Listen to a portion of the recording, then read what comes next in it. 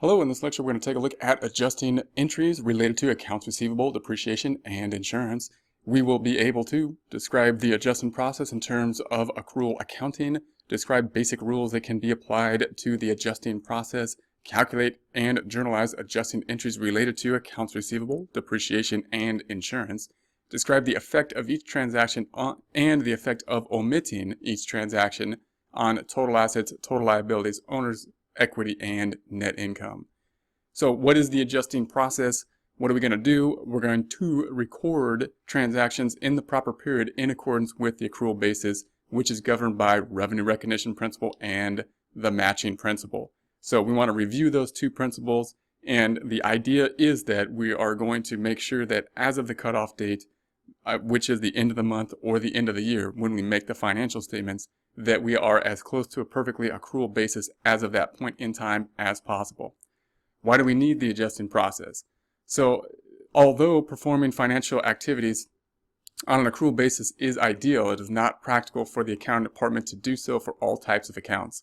What this means is that by design, we're going to tell the people that do the data entry from the day-to-day transactions in the accounting department to do some transactions on a cash basis or on some basis that may be something other than a completely accrual basis. The reason for that isn't that the accounting department is going to make an error or something like that, and we in the adjusting department or the adjusting department has to fix that. That's not the case. The idea is that we plan that we're going to fix or adjust things as of the cutoff date, as of the date we make the financial statements, because that's the most efficient thing to do. So the accounting department then will record things in accordance with the plan. We will then plan on certain accounts needing adjustments at the end of the time frame, and then we'll go ahead and make those adjustments. Why do we need it that way? Because in order to be on a perfectly accrual basis isn't practical. It would be too costly to do that generally. Therefore, we want to be at that ideal point of perfect accrual as of the date that we make the financial statements, and be more not on a perfect accrual, not worry about it as much on the rest of the time frame with regard to some of these types of accounts that we will take a look at this time. How to think about the accrual process as a separate activity or department which will adjust the financial statements at the end of the month or year. So it's good to think of the adjusting process as something separate than basically the entering the data in the accounting department. So you want to think of the day-to-day accounting department entering data, then the adjusting process somewhere else. So the adjusting process is going to get the unadjusted trial balance and do it somewhere else. Sometimes that's done by a separate CPA firm, but it could be done by the same person within the company, but you really want to separate the two activities in your head because the rules can be different, and we can learn a different set of rules for the adjusting process than normal transactions that can help with that process. So the idea being, what has happened before the adjusting process?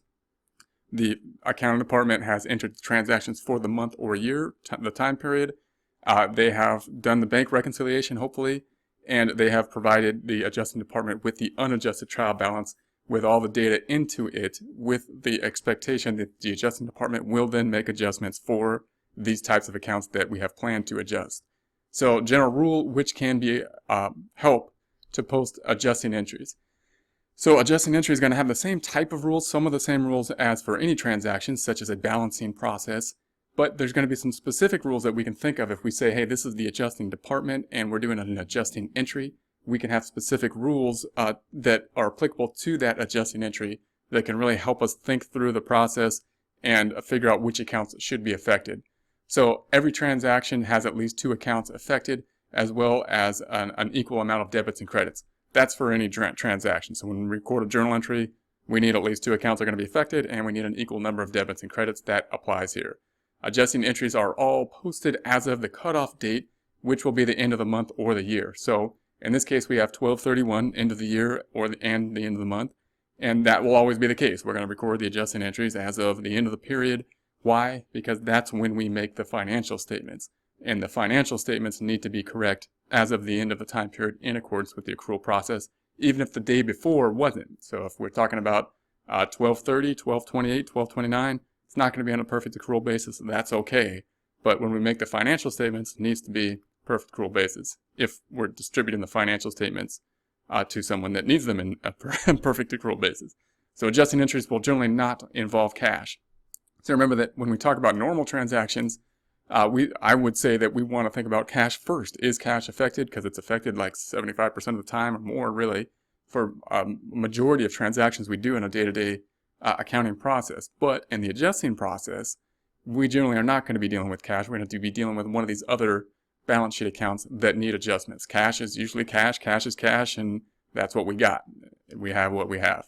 Adjusting entries will generally involve one balance sheet account and one income statement account. So remember that the adjusting process has to do with the accrual, and it has to do with timing. And therefore, we're going to have some account down here on the income statement, revenue and or expense account. So we're generally going to have one revenue and or expense account below the line here, and we're going to have one balance sheet account. We know that the revenue expense accounts only go one way, meaning they only go up. Revenue goes up by crediting it because it has a credit balance, so we do the same thing to it and credit it to make it go up. Expenses go up with a debit balance because they have debits and they go up with a debit. So if we know that, then we can see which account's going to be debited and credited, and therefore we're going to have to credit or debit the other account on the balance sheet. So if we go through this list of questions, we can start to figure out what's going to happen without knowing exactly what we're doing, and then we'll focus in on what we're doing. So here's the first thing we'll take a look at. As of the cutoff date, work has been done for which an invoice has not yet been sent out. The invoice was sent out in the following month, but the work was done before the cutoff date, so the amount was $4,900. So first I want to go through our list of questions and then go and try to analyze this a little bit in more detail. So what's going to be the balance sheet account related to this transaction? This may not be quite as obvious as some other type of journal entries such as supplies, but basically we did work and we haven't gotten paid yet. So we did work before the cutoff date, haven't gotten paid yet, and that means people owe us money, and the account that represents people owing us money is receivables. And then if we take a look at the bottom half of this, we're going to say, okay, well, what's the income statement account that relates to if we did work and there's a receivable? Well, if we did work, we earned money, and the account that represents us earning money is, in this case, revenue or sales. Now, we can also see that revenue and sales is an income statement account. Income statement accounts only go up, and therefore we're going to make revenue or sales go up. How do we make something go up? Well, revenue has a credit balance represented by the brackets here. The way we make something go up is we do the same thing to it. So in this case, the same thing would be a credit. We'd need to credit revenue. So we're going to credit revenue, and that would mean that we'd have to debit the other account, which in this case happens to be accounts receivable. So let's see what that would look like. If we do that, then here's the transaction. We're going to debit accounts receivable, credit revenue. And notice, again, we came up with this transaction basically without really explaining what we're doing. We just went through that list of questions. List of questions being, what's going to be the balance sheet account affected? What's the income statement account affected?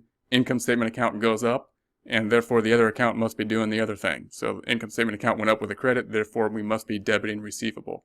So if we go through that list of questions, we can kind of figure out what's going on without knowing exactly why.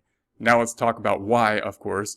If you look at this, this looks like our normal transaction. This looks like something that should have been done by the accounting department. I mean, that's what they do on a day-to-day transaction. Anytime we send out an invoice, they debit accounts receivable, they credit revenue. Why is it that we need to make an adjustment for this? And the answer is that in some cases, it's just a timing difference, meaning this invoice went out, this transaction was recorded, but it wasn't recorded as of the cutoff. If it's 12/31, it wasn't recorded as of 12/31. The invoice went out sometime in January of the next year. And why did that happen? Well, if it's a service company, something like a bookkeeper or a lawyer's company or something like that, that has a service, oftentimes we need to go in and add up all the bills and then multiply it times the rate we charge for it, and then we got to send out the invoice. So that could quite possibly be that the invoice went out sometime in January, and we need to pull it back into December. Why? Because on an accrual basis, even though we sent the invoice out in January, we did the work in December. So therefore, this $4,900 in terms of timing should be included in December, not in January. So once again, the accounting department didn't do it wrong in that case, but they just didn't get around to, of course, adding up the time in the bill until January. So we're going to record it in December. If we sold something like inventory, it could be the same type of thing that would happen. That the determining factor usually is then, when did the shipping happen? So if we had to ship the inventory, if we look at the date of shipment and it was sometime in December, and the journal entry was recorded sometime in January, then we'd say, well, we've completed our job at the date of shipment, therefore we need to pull this back in. Now notice that this one, what this happens, of course, is accounts receivable goes from a debit up in the debit direction to an increase of 36, and the revenue goes from 327, 350 up in the credit direction, because we're doing the same thing to it, to 332, 250. What happens to net income? It goes up. And remember, net income is income in this case because it's revenue less expenses, meaning this 327, 350 less these expenses, revenue is winning, and now revenue is winning by more because, of course, revenue went up by this amount. If we didn't record this amount, then revenue would be understated, and therefore net income would be understated. Note that if this is a transaction that we're going to have to actually fix and reverse probably as of the first day of the next month, because if we do not do that, then it'll be recorded twice by the date that the invoice actually went out. Remember that the invoice went out in sometime in January. We're recording it again in December. So this is an adjusting entry that we would put in as of the end of the month, probably reverse it as of the first day of January so that it will be proper once the actual invoice was recorded. Depreciation, next transaction we'll take a look at, a depreciation expense of $1,100. We're going to go through our list of questions first, and then we'll discuss, what is depreciation. And so we're going to say, what's going to be the balance sheet account above the blue line related to depreciation? And if we scan through it, we see, well, here's something with depreciation in it called accumulated depreciation. So I'm going to assume that that is one of the two accounts that will be affected. And then if we look below the blue line on the income statement, I'm looking for something like depreciation, and I see depreciation expense. So I'm going to assume that sounds like a plausible account. I can see that all the expense accounts here have debit balances because they do not have brackets. We know that income statement accounts always go up. Therefore, we're going to make depreciation expense go up. How do we make something go up? We do the same thing to it as what it is, which in this case would be a debit. So we're going to debit depreciation expense. Then we're going to credit the other account, which we determined to be accumulated depreciation. So, the transaction just from that list of questions would look like this: debit depreciation expense, credit accumulated depreciation. Once again, we got to that answer without really discussing what depreciation is, and we can see that we can do that. We can basically go through that list of questions, see which way the journal entry is going, what's going to be affected, without understanding depreciation. But now, of course, we want to understand what depreciation is. So now let's see, what is depreciation? It relates to the equipment account. So equipment is property, plant, and equipment. How does equipment get on the book? Well, if it's like a forklift or something like that, let's pretend that we bought a forklift, and when we buy it, we're gonna debit the equipment account and credit the cash or the payable when we purchased it. The question is, why are we putting it on as an asset rather than down here and just expensing the forklift? Why don't I have a forklift expense? Why don't I have an equipment expense account? Well, we don't have an equipment expense account because if we did so, then we would be expensing the entire cost of the equipment in this year. And that's not really appropriate considering the matching principle, because we want to expense it over the years that it will be used, not just in the year that we bought it. Note that if we expense this entire amount in the year of purchase, that would make our net income look really bad. We'd have a loss in that year. And the next year, we'd probably have a gain, or net income versus the loss. And when we compared it year over year, it wouldn't make any sense because that equipment would have been expensed all in one year, even though it's benefiting multiple years. So the idea of the matching principle is saying, hey, you know what? We can't just expense the equipment. We're going to have to put it on the books, and then we're going to reduce it in accordance with the usage of the time period. Now, that would make sense from a theory standpoint. There's a problem with that, and that's going to be that I don't know how long it's going to last. Forklifts don't always last the same amount, so how are we going to do that? How are we going to allocate it over this useful life? And we're going to have to estimate it somehow. We'll talk more about that later, but the most common or thing that would come to most people's minds is, well, let's estimate how many years we're going to have this forklift. Let's take the purchase price divided by that many years, and then we will depreciate it over that time frame. And then, of course, we're in a month right now, so if it's monthly, we would have to divide that by a month. But in this case, they gave us that number. So now the idea being now that we are going to write down the equipment that we purchased by this estimated amount, recording the decrease in value over its useful life, thereby recording the cost, expensing the cost over the useful life. So you would think then, okay, that would make sense, but then why don't we just record that credit here and bring down the equipment? Why are we recording it to, what's this other account? That credit you would think would be up here, bringing this 135.3 down, representing the fact that there's a decreased value in the equipment. And you would think down here we would have a equipment expense related to the use of the equipment. Similar to how we did supplies. You remember when we recorded the supplies, we just said supplies is going down, and we had a supplies expense down here. And the reason we don't do that with equipment is because, unlike supplies, the equipment doesn't actually physically go down in units. Like in the supplies, of course, I can count the units at the end and say, yeah, supplies went down physically, and therefore the physical count is represented by the decrease in the dollar amount.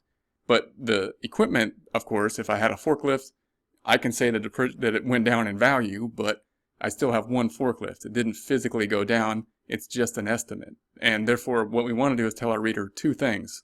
We want to tell our reader, hey, this is what we bought it for, and I'm going to tell you how much we're writing it down for. And I want to be straight up front with the fact that that's just an estimate. It doesn't represent the book value. It doesn't represent the fair market value. So if you want to know what the book value is now, we're going to take the cost less the accumulated depreciation.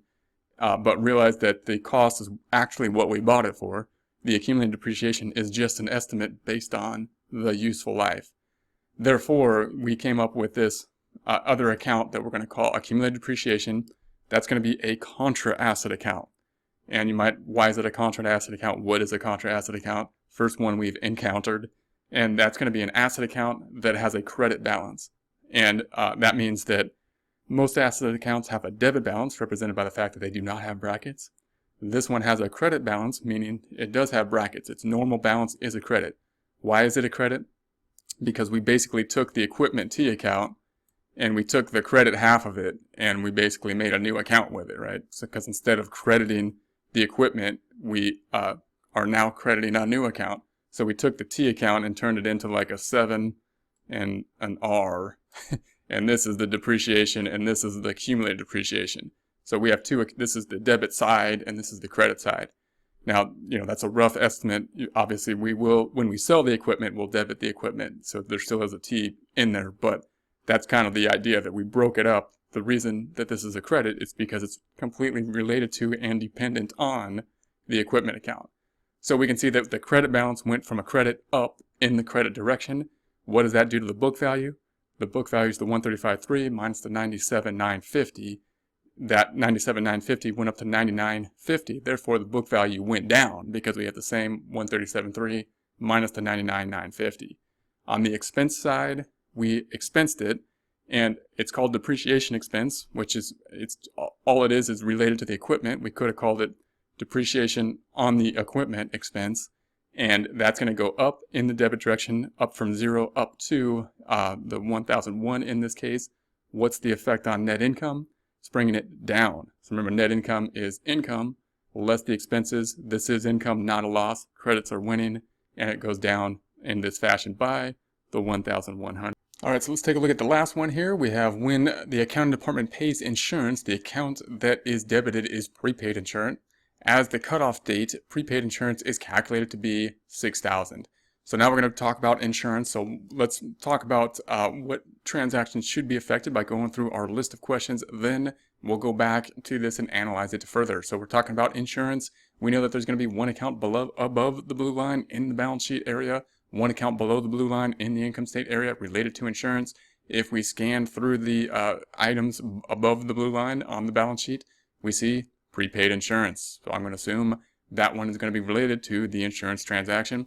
If we scan below the blue line down here, we see insurance expense on the income statement. So those are going to be the two accounts that are affected, I would assume.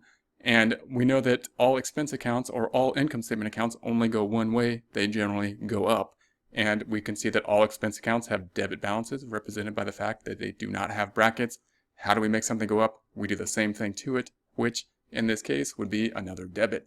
So we would debit the insurance expense, and therefore we're going to have to credit the other account that is affected, which in this case is prepaid insurance. So this would be the transaction. Once again, note that we basically can come up to that. We can find the two accounts and know which way they're going to go if we go through that list of questions by just kind of picking out the key word and seeing which accounts are affected and know that the income statement account is going to go up. So now we can get there without really understanding why. And now, of course, let's think about why we would do that. So the two accounts affected, once again, are prepaid insurance and insurance expense. First thing we need to understand then is how prepaid insurance got there. What is prepaid insurance? Why is it there in the first place? And notice that insurance, by definition, is something that we pay for before we get any use from it. So when we talk about prepaid accounts, insurance is usually the standard example. And what does that mean? Well, if we're going to buy car insurance, say we're going to buy car insurance for the year, when we pay for the car insurance, we pay for it before anything has happened. Obviously, we can't pay for insurance after we got in an accident. So if we paid for insurance, usually we pay for it in advance, at least a month in advance. And companies, a lot of people will pay larger in advance because it's usually cheaper if we do so. So when we pay for it, they haven't given us anything. We should expense the insurance in accordance with the accrual principle when we use the insurance. Now you might think of when you use the insurance, some people might say that, well, that may never happen. We may never use it because I'm a good driver and I never need the insurance. And if that's, if that's the case, that's not necessarily true. Although we are required to have auto insurance, the idea is that in most insurance, you'd buy it voluntarily, and what they're giving you is the security that if you did get into an accident, that you would be covered. So that's the idea of it. So even if we don't get in an accident, we still are consuming the insurance. We're consuming the security of that insurance over the time frame that the insurance is being given to us. So that means that when we expense it, we need to expense it in accordance with the time frame that it has been covered. Now, notice this is one where we're going to tell the accounting department, hey, every time you pay the insurance bill, whenever you pay it, just set up the system to debit prepaid insurance, the asset. Don't debit insurance expense. And if they do that, then we will just figure out how much of the time frame has passed and expense it periodically, usually monthly. Now, note that if we didn't set up the account well, it's very likely that a lot of accounting bookkeepers would just record insurance to insurance expense because they're paying a bill just like every other bill. They might just expense it. And if that was the case, then we'd have to do the reverse of this. All that $12,000 would be down here in insurance expense, and we'd have to do the reverse of this entry. But if we were to set it up as we would like, we would say, hey, accounting department, you just pay the insurance bill and you just keep debiting the prepaid insurance forever, and it'll just keep going up forever until we go in at the end of the month and or year and make it go down to what it should be based on how much of the insurance has then been used in that time frame. So therefore, if we say the insurance is $12,000, then we could think of that it was paid for like 2 months. It looks like now that 1 month, if we're talking about 1 month has expired, then we used half of it in this case. So it needs to go 12,000 down. So we credited it to do the opposite thing to it, to bring it down to what the current balance should be after we have considered using what we have used. And then of course on the other side, we're debiting the expense. So the debit goes from 0 up in the debit direction, recording the fact that we have consumed that expense by the time passing, and that will bring the expense up, and it brings the net income down. So note that net income is sales less the expenses. So revenue less the expenses was $89,980 credit, which is income, not a loss.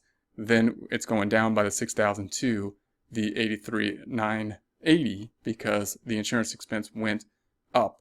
So that would be the effect One more pointer on the insurance expense. Note that we could have asked it in either direction when we ask for the insurance expense. We could say that the insurance is $12,000 here, and the prepaid insurance after this time period should be $6,000, meaning we could tell the problem could be set up in such a way to tell you what this account should be. And if that's the case, you'd have to basically do a subtraction problem to come up with the number of what it should be. On the other hand, we could phrase it differently. We could say that the amount of insurance expense that was consumed throughout the time period, the amount we used was $6,000, and if that was the case, then we'd actually give you the actual number, and therefore that would be the number to be used. Now in this case it comes out the same because it happened to be half, but just remember that if the problem says that this is what prepaid insurance should be as of this time period, then you're going to have to do a subtraction problem to bring this down to what prepaid insurance should be.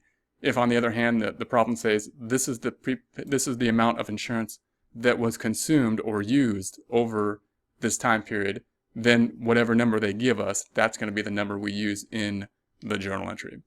So we are now able to describe adjusting process in terms of the accrual accounting, describe basic rules that can be applied to the adjusting process, calculate and journalize adjusting entries related to accounts receivable, depreciation, and insurance, and describe the effect of transactions and the effect of omitting each transaction on total assets, total liabilities, owner's equity, and net income.